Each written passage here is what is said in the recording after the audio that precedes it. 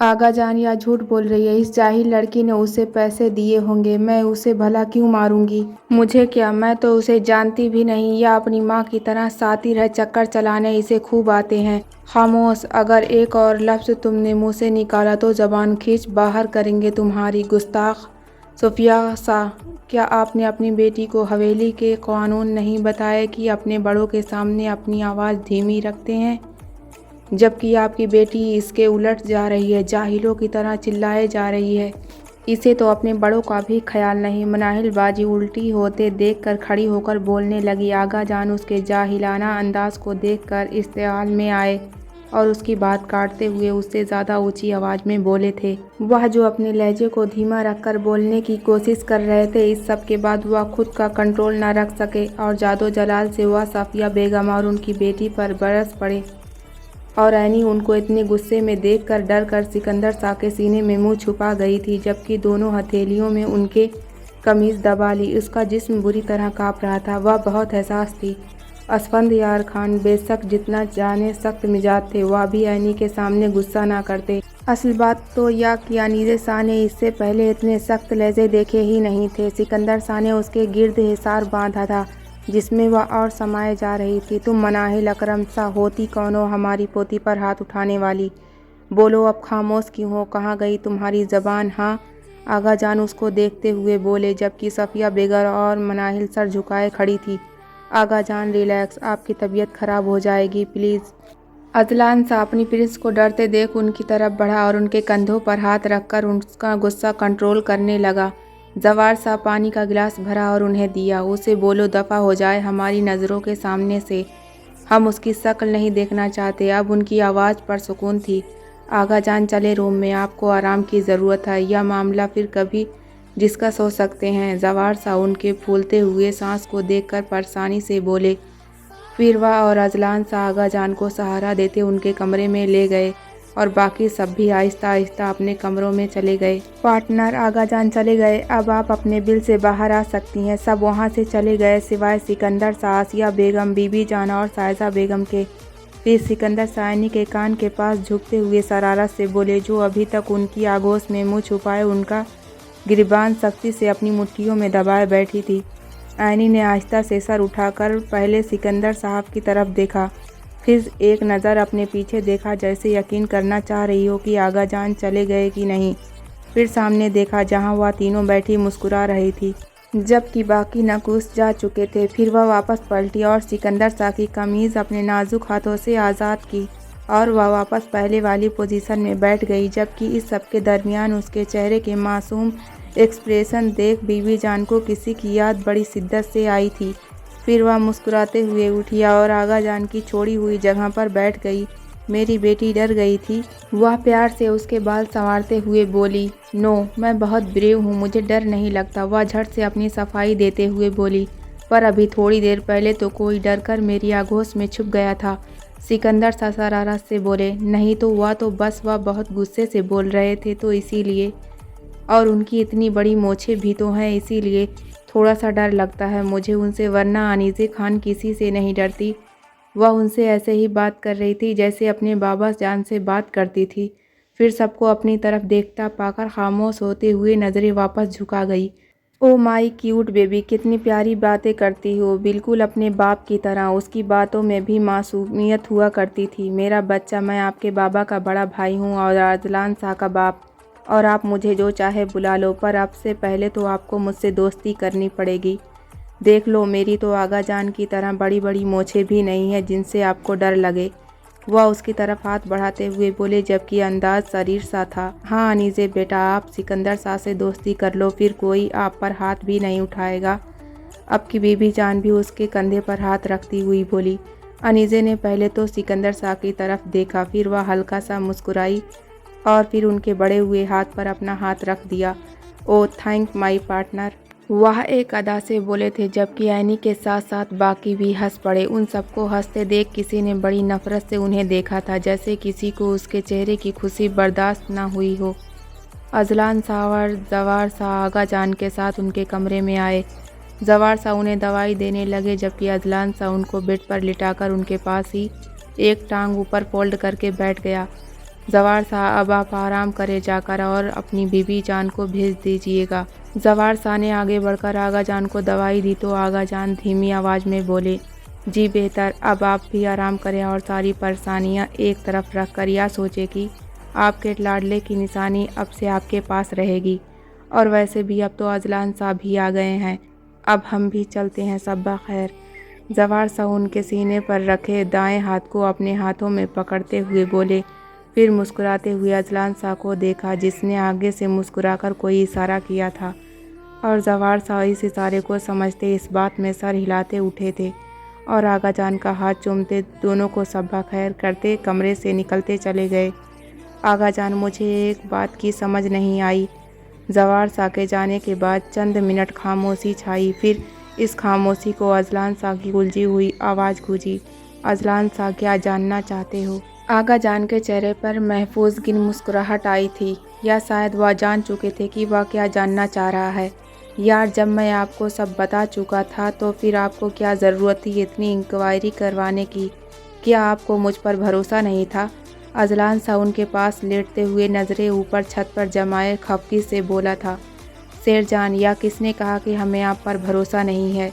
हमें खुद से भी ज़्यादा यकीन है आप पर, इसीलिए तो अपनी जान से प्यारी पोती को आपके हवाले किया है और हमने इंक्वायरी इसीलिए करवाई कि कल को अगर कोई हमें कहे कि हम किसी की बातों में आ रहे हैं तो फिर इसीलिए हमने यह सब किया। हम अपने बड़ों के नक्शे कदम पर चलते हुए इंसाफ कायम रखना चाहते हैं और इस्लाम में भी तो तफ्सीस का हुक्म है ना। आगा जान अपने पोते के बच्चों जैसे अंदाज पर नरमी से मुस्कुराए और फिर उसकी तरफ करवट लेते अपनी रज़ाई उस पर फैलाते हुए प्यार से बोले, बाकी सब तो ठीक है, लेकिन आप आजकल कुछ ज़्यादा ही अपनी पोती की साइड नहीं लेना शुरू हो गए।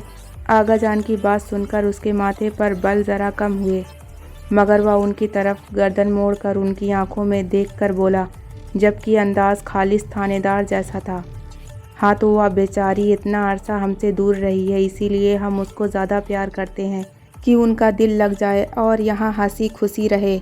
पर बेटा जान, आपको इतनी जलन क्यों हो रही है हमारी पोती से?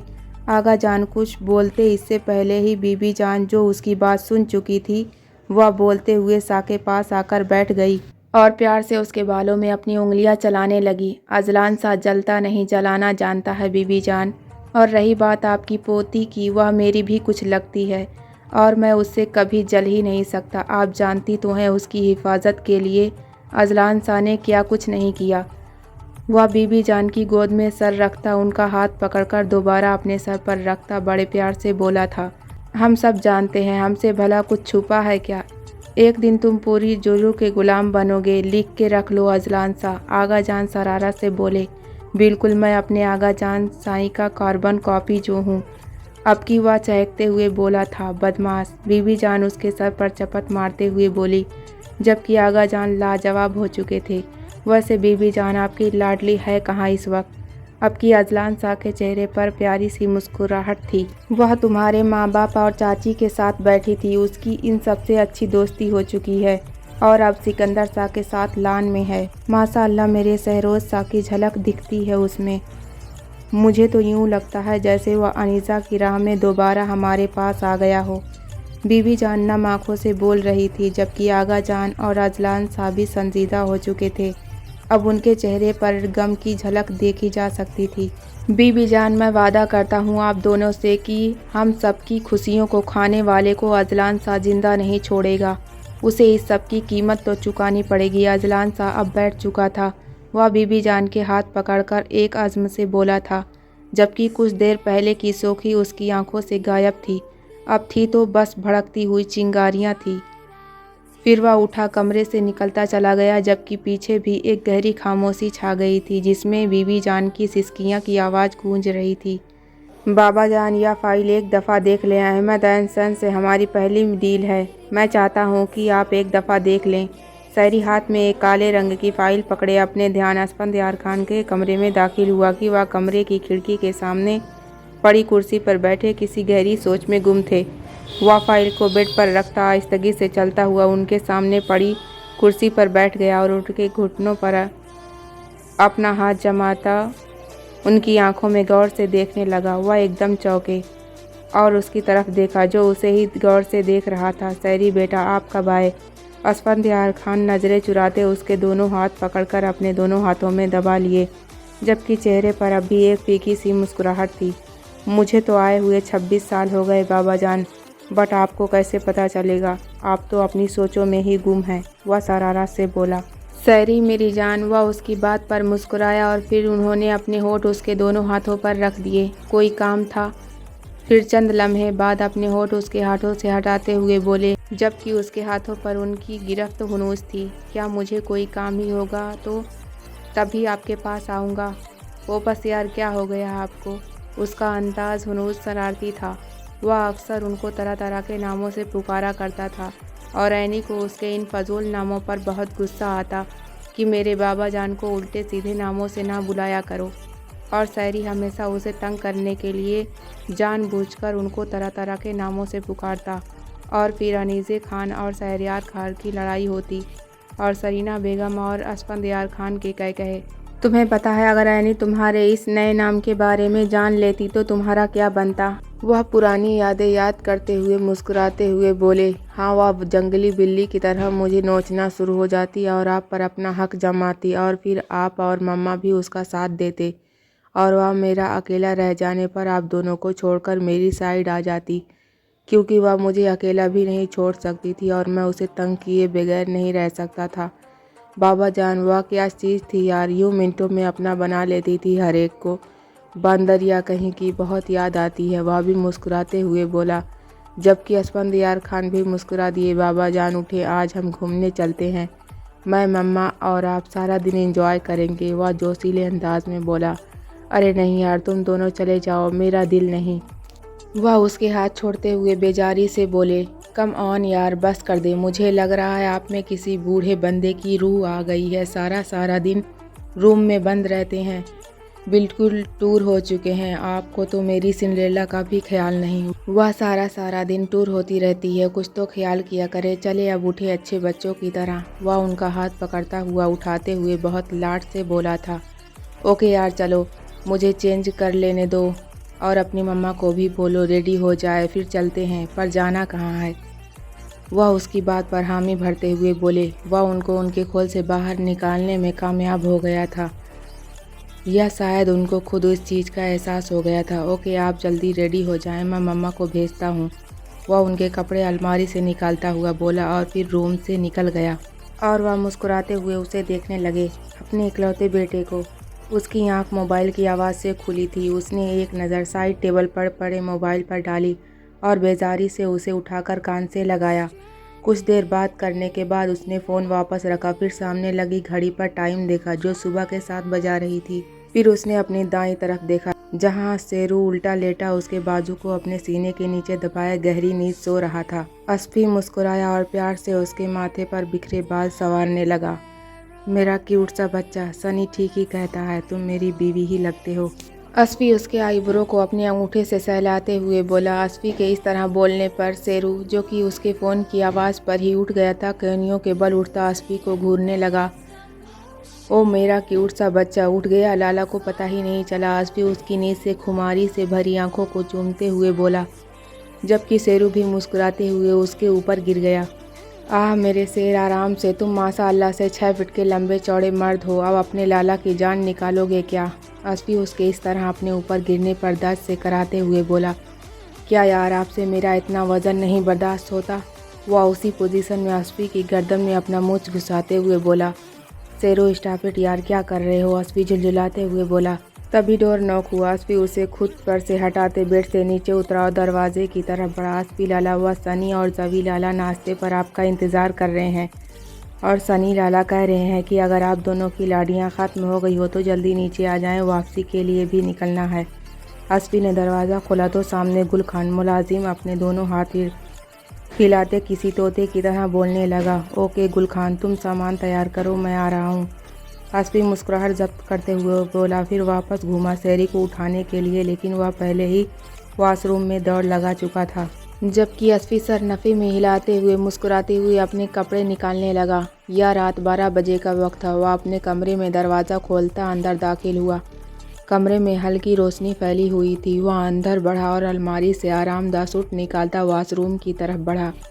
तकरीबन 10 मिनट बाद उसकी वापसी हुई। वह उस वक्त काले सलवार कमीज में मलबूस था। वह मुस्कुराते हुए बेड की जानिब बढ़ा। खाली बेड देखकर उसके माथे पर बाल नमूदार हुए थे। फिर उसने साइड टेबल पर पड़े लैंप को ऑन किया जिससे कमरे में रोशनी फैली थी। फिर एक नज़र पूरे कमरे में दौड़ाते हुए उसे यह कन्फर्म हो गया कि वह कमरे में नहीं है। फिर कुछ सोचते हुए वह कमरे से बाहर निकला। वह सीढ़ियाँ उतरता नीचे उतरा, फिर दाईं तरफ राहदारी में दाखिल हुआ और वहाँ पहले कमरे की तरफ बढ़ा। कमरे के बाहर खड़े होकर उसने एक गहरी सांस खारिज की, फिर अपने दाएं हाथ की पहली 3 उंगलियों की मदद से दरवाजे पर नॉक किया, जबकि अंदाज में बेताबी नुमाया थी। अगले 2 सेकंड बाद उसने फिर नॉक किया, जबकि इस बार दरवाजे ज़ोर से नॉक किया था। वह माथे के बलों पर इजाफा हुआ था। अब वह तीसरी दफ़ा नॉक करने ही वाला था कि दरवाज़ा खुला और आयशा बेगम घूरती हुई नज़रों से अजलान शाह को देखने लगी। वह उनकी नज़रों की परवाह किए बगैर उनकी साइड पर ढकेलता अंदर दाखिल हुआ। अरे अरे आराम से, क्या हो गया है? आयशा बेगम उसकी उजलत पर मुस्कुराते अपने होठों में दबाती हुई बोली, या चीज़ हमें मालूम था। आखिर बकरी की खाला कब तक खैर मनाएगी? सिकंदर शाह ने हल्की आवाज़ में कहकहा लगाते हुए शरारत से अजलान शाह पर चोट की थी। और अजलान शाह, वह तो अभी तक सदमे से वहीं खड़ा रह गया था सामने के मंजर को देखकर, जो कि कुछ यूँ था। सिकंदर शाह बेड पर नीम दराज थे, जबकि ऐनी उनके सीने पर सर रखे अपने बाजू उनके गिर्द फैलाए मज़े से सो रही थी। और सिकंदर शाह एक हाथ में किताब पकड़े जबकि दूसरे हाथ ऐनी के गिर्द फैलाए अजलान शाह की शक्ल देखकर कहकहा जब्त करने की नाकाम कोशिश कर रहे थे। अजलान शाह आगे बढ़ा और सिकंदर शाह का बाजू ऐनी के गिर्द से हटाते उसे अपनी बाहों में उठाकर कमरे से निकलता चला गया, जबकि दरवाजे से रुककर उनकी तरफ तंजिया मुस्कुराहट उछालता ना भूला था। यह लम्हों का खेल था और बाजी अजलान शाह के हाथ चली गई थी और सिकंदर शाह उसका मुंह ही देखते रह गए। फिर आसिया बेगम की तरफ देखकर कहकहा लगाकर हंस पड़े, आखिर बेटा किसका है? फिर वह अपने कंधे पर हाथ मारते फ़ख्र से बोले, जी जी, बेटे का तो पता नहीं, पर पोता तो वह आगा जान का ही है। अब की आसिया बेगम ने चोट की थी, कोई शक नहीं। फिर वह खिसियाते हुए बोले और नज़रें फिर से किताब पर जमा ली, जबकि अब उनके चेहरे पर बड़ी खूबसूरत सी मुस्कुराहट थी। अजलान शाह ऐनी को उठाए अपने कमरे में दाखिल हुआ और अपनी टांग की मदद से दरवाज़ा बंद किया। फिर अनीसे को लेटाकर उस पर कंफर्टर डाला था। फिर वह वापस पलटा और दरवाज़ा अच्छी तरह लॉक करके खिड़की के पर्दे आगे किए, जबकि इस सब के दौरान उसके चेहरे पर पुरसुकून था। वह बेड की तरफ बढ़ा और आहिस्तगी से उसके साथ ही लेट गया, फिर उसको अपनी आगोश में भर लिया। फिर उसने साइड टेबल से अपना मोबाइल उठाया। अब अजलान शाह के चेहरे पर स्माइल उभरी थी। अजलान शाह ने उसे मज़ीद खुद में भींचा और इस तरह मुस्कुराते हुए एक रोमांटिक सी सेल्फी ली थी। सेल्फी लेने के बाद उसने एक नज़र तस्वीर पर देखा और फिर व्हाट्सएप खोलकर बाबा साईं सिकंदर शाह के नंबर पर सेंड की थी और उस पर कैंसल लिखना ना भूला था। अजलान शाह कभी हारता नहीं है। अगली तरफ से मैसेज फ़ौरन सेंड हुआ था, जबकि आगे से कोई जवाब नहीं आया, बस लाइक इमोजी सेंड की गई थी।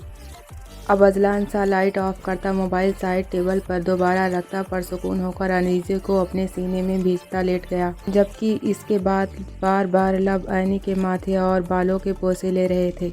वह तीनों इस वक्त पौधों की नर्सरी में मुख्तलिफ किस्म के पौधे देख रहे थे। सरीना बेगम को पौधे लगाने का बहुत शौक था, इसीलिए वापसी पर जब रास्ते में प्लांट नर्सरी का बोर्ड देखा तो फ़ौरन गाड़ी रुकवा डाली और अब वह दोनों को छोड़कर फूलों वाले पौधे को देख रही थी। अरे अंकल, कैसे हैं आप? मैं बहुत दिनों से आपसे मुलाकात करना चाह रहा था। और शेरी भाई, आप कैसे हैं? जबकि वह दोनों बाप बेटा वहाँ खड़े बोर हो रहे थे कि साइम ऐनी का दोस्त उनको वहाँ देखकर उनकी तरफ बढ़ा और दोनों से बहुत गर्मजोशी से मिला। Oh what A pleasant surprise! शेरी मुस्कुराते हुए उसके गले मिला, जबकि असफंदयार खान भी उसे पहचान चुके थे और भूलते भी कैसे, आखिर उनकी लाडली के दोस्तों में से था और उनके गहरे दोस्त का बेटा भी। कहें बेटा, आप काफ़ी अरसे हो गया, कहाँ चले गए थे आप? हैदर भी काफ़ी टाइम से नहीं मिला। कैसा है? वाह, खुश दिली से बोले थे। जी अंकल, वह दरअसल हम कनाडा थे, वहाँ कुछ काम था और डैड भी साथ थे, तो इसी वजह से राब्ता नहीं कर सके। आप सुनाएं, आंटी कैसी हैं? मैं आपके घर आना चाह रहा था काफ़ी दिनों से, बस टाइम ही नहीं मिला। और ऐनी कहाँ है? उससे कॉन्ट्रैक्ट नहीं हो पा रहा है। और यूनिवर्सिटी भी नहीं आ रही, ठीक तो है ना? वह तफसील से बोला, जबकि एनी का पूछने पर उन दोनों के मुस्कुराते चेहरे सिमट गए थे। सैरी, या देखो मैं कितना खूबसूरत फूलों वाला पौधा लाई। अरे साइम बेटा, आप। वह अभी कुछ बोलता कि सरीना बेगम अपने ध्यान एक वर्कर के साथ, जिसने बहुत से पौधे पकड़े हुए थे, सैरी को मुखातिब करती वहां आई। तभी उनकी नज़र वहां खड़े साइम पर पड़ी तो वह मुस्कुराते हुए उसकी तरफ बढ़ी। अस्सलाम वालेकुम आंटी, कैसी हैं आप? अभी अंकल से आपके बारे में ही पूछ रहा था, वह उनके सामने झुकते हुए बोला। वालेकुम अस्सलाम बेटा, इतने अरसे बाद नज़र आ रहे हो, कहाँ रूपोस हो गए थे? मम्मा कैसी हैं आपकी? सरीना बेगम उसके सर पर प्यार करती हुई बोली। जी बस अभी अंकल को वही बता रहा था कि कनाडा जाना पड़ गया था किसी काम से, सो इसीलिए। वह एनी भी आई है आपके साथ? नज़र नहीं आ रही। वह इर्द गिर्द नज़र घुमाते हुए बोला। उसे मालूम था कि एनी के बगैर वह लोग यहाँ आ ही नहीं सकते, क्योंकि जब भी सरीना बेगम को पौधे लेने होते तो वह उनके साथ आती, क्योंकि उसकी हॉबी थी मुख्तलिफ पौधे अपने घर लगाना। इसी वजह से तो खानविला में नए नए पौधे मौजूद थे और अब वह नज़रें इर्द गिर्द घुमाते एनी को तलाश कर रहा था। जबकि उसकी बात पर सरीना बेगम ने असफंदयार खान को परेशान नज़रों से देखा था। बेटा, वह हमारे साथ नहीं आई, आप चलो ना हमारे साथ, वैसे भी डिनर का टाइम होने वाला है, फिर बैठकर बात कर लेंगे। वह बात बदलते हुए बोली। हाँ साइम, चलो ना यार, वैसे भी बहुत सी बातें करनी है तुम्हारे साथ। सैरी भी उनकी हाँ में हाँ मिलाते हुए बोला। ओके, वैसे भी एनी से भी तो मिलना है ना? वह हामी भरते हुए बोला। फिर सब वहाँ से निकलते चले गए। वह परसकून और गहरी नींद में थी कि जब उसे लगा कि उसका सांस बंद हो रहा है। फिर उसने बमुश्किल अपनी आंखें खोली, जो कि नींद के मारे बंद थी, लेकिन अंधेरे में उसे कुछ समझ न आया। लेकिन उसे अपने ऊपर कुछ वजन महसूस हुआ, जिससे उसके होंठ भी सख्ती से बंद थे और नाक भी, जिससे उसका सांस बंद हो रहा था। फिर उसने हिलने की कोशिश की, लेकिन वज़न ज़्यादा था, जिसकी वजह से वह हिल भी ना पाई। फिर उसने अपना सर हिलाया, जिससे इतना हुआ कि उसके होंठ और नाक आज़ाद हुए और उसने गहरी सांस भरी। कि शुक्र, उसका सांस तो बहाल हुआ, लेकिन उसके बावजूद बाकी जिस्म उस मलबे के नीचे ही था। फिर एक ख्याल से उसकी आंखें चमकी, जिस पर उसने फ़ौरन अमल करते हुए उसने अपने दांत उस कंधे पर गाड़ दिए, क्योंकि उसकी सांसों से वह इतना तो जान ही चुकी थी कि वह इंसान के नीचे दबी हुई है। आह या अल्लाह, खैर। अजलान साजो की बड़े मज़े से आईने के ऊपर अपना सारा वज़न डाले उसकी गर्दन में अपना सर घुसाए मज़े से सो रहा था। अचानक अपनी गर्दन में घुसने वाले दांतों की वजह से एकदम चिल्लाते हुए उस पर से उठा था। पहले तो उसे समझ ना आई कि क्या हुआ है उसके साथ। फिर उसने अपनी गर्दन पे हाथ रखते हुए कमरे की रोशनी ऑन की तो उसकी नज़र एनी पर पड़ी, जो कि बेड पर बैठी लंबी लंबी सांसें में मशगूल थी, जबकि हैरान नज़रों से अजलान सा को ही देख रही थी। क्या मैं बहुत मीठा हूँ जो तुम्हारा दिल मुझे खाने को चाह रहा है? यार ख्याल किया कर। वो अपनी गर्दन पर हाथ फेरते हुए मस्कीन सी शक्ल बनाते हुए बोला। आपको शर्म नहीं आती किसी लड़की के ऊपर चढ़कर सोते हुए? और मैं यहाँ कैसे आई? मैं तो उनके रूम में थी ना, आयनी गुस्से से बोली थी, जबकि पहले वाला डर गायब था। याद था तो इतना कि वह अगर थोड़ी देर वह इंसान के नीचे रहती तो मर जाती, और वैसे भी यह शख्स जो बिला वजह उस पर हक जमा रहा था उसे कुछ खास पसंद नहीं आया था। शर्म कैसी, अपनी बीवी पर ही तो सो रहा था, कौन सा किसी और लड़की की बाहों में सो रहा था जो अजलान शाह को शर्म आई? और जहाँ तक बात यहाँ आने की है तो अजलान शाह अपनी बीवी को अपनी बाहों में उठाकर लाया था। वह उसकी गुस्से से भरी शक्ल देखते हुए मज़े से बोला, फिर उसको नज़रों में रखे बेड पर लेट गया और उसका बाजू पकड़कर अपने ऊपर गिरा लिया।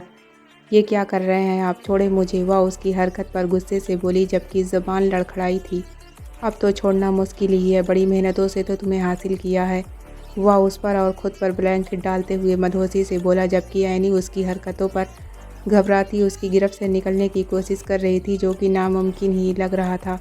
प्लीज़ नहीं ना, मुझे सोना है, छोड़े ना मुझे। आपकी उसकी आंखों में नमी आई थी। ओके, लेकिन एक शर्त पर। वह उसकी कमर में हाथ फेरते हुए बोला, जबकि वह उसके लम्स पर झुझलाई थी। क्या शर्त है? वह चबाते हुए बोली, जहाँ भी तुमने काटा और जहाँ शाम में काटा था वहाँ एक किस करनी होगी, नहीं तो ऐसे ही सोना पड़ेगा। वह अपनी मुस्कुराहट दबाते हुए बोला। आपको किस चाहिए? उसकी बात सुनकर एनी का चेहरा गुस्से से लाल हो गया और फिर उसके अंदर एनी द ग्रेट गर्ल की पावर आई थी। उसने अपने बाजू आज़ाद करवाते हुए अजलान शाह के बाल पकड़े थे और फिर इस बार उसके बालों से भरी थोड़ी पर पहले से ज़्यादा शिद्दत से अपने दांत काट दिए थे, जबकि गुस्से से उसका पूरा जिस्म काँप रहा था। और अजलान शाह की सही मायनों में दिन में तारे नजर आ गए तो उसे सही में एनी से ऐसी उम्मीद नहीं थी। अजलान शाह ने अपने घुटनों के दरमियान उसकी टांग खींची और अपने एक बाजू से उसकी कमर को जोर से पकड़ा और पूरा जोर लगाकर पलटा और उसे अपने नीचे खींच लिया और फिर उसके दोनों बाजू अपनी गिरफ्त में लेटा बेड के साथ लगा दिए। जबकि इस सब के दौरान एनी के दांत अजलान शाह की थोड़ी छोड़ चुके थे। जंगली बिल्ली, क्या आज ही सारे का सारा खाने का इरादा है? अल्लाह, कितनी जालिम हो तुम। उफ मेरे बाल। वह उसके ऊपर झुका बोल रहा था, जबकि एनी अब खुद को उसके रहमो करम पर महसूस करती आंसुओं से भरी आंखों से उसे देख रही थी। जबकि अजलान शाह से अपनी प्रिंस से आंसू देखे ना गए और वह उसको आज़ाद करता बेड पर सीधा लेट गया, जबकि दोनों हाथ अपने सीने पर बांध कर नजरें छत पर जमा दी। बंदे को ऐसे काम ही नहीं करने चाहिए जिसकी सज़ा वह बर्दाश्त ना कर सके। थोड़ी देर की खामोशी के बाद अजलान शाह बोला था। अब वह दोनों बेड पर एक दूसरे के साथ सीधे लेटे अपने ऊपर छत को घूर रहे थे। फर्क सिर्फ इतना था कि एनी की आंखों में आंसू थे और अजलान शाह की आंखें संजीदा। तो आपने क्यों इतनी बुरी तरह शर्त रखी? वह भर्राई हुई आवाज़ में बोली। पहले मुझे चुटकी भी तो तुमने ही काटी थी ना, मैं तो आराम से सो रहा था। वह इसी पोजीशन में लेटे आराम से बोला। तो आप मेरे ऊपर चढ़ कर के सो रहे थे? मेरी सांसें बंद हो रही थी। मैंने आपको अपने ऊपर से हटाने की कोशिश की थी, लेकिन आपका वेट ही इतना ज़्यादा था कि फिर इसीलिए मैंने चुटकी काटी थी। आवाज़ में खफकी हुनूस थी। अब की बार अजलान शाह ने अपना चेहरा उसकी तरफ घुमाया, जबकि चेहरे पर मुस्कुराहट नमूदार हुई थी। यार, मैं तो बहुत प्यार से अपने सीने से लगाए सो रहा था। मुझे नींद में पता ही नहीं होना चाहिए कि मेरी छोटी सी जान मेरे नीचे आ गई। यू आर राइट, गलती मेरी है, सो आई एम सॉरी, मुझे माफ़ कर दो। वह अपनी गलती मानते हुए प्यार से बोला था, जबकि अपने दोनों कान पकड़ कर रखे थे।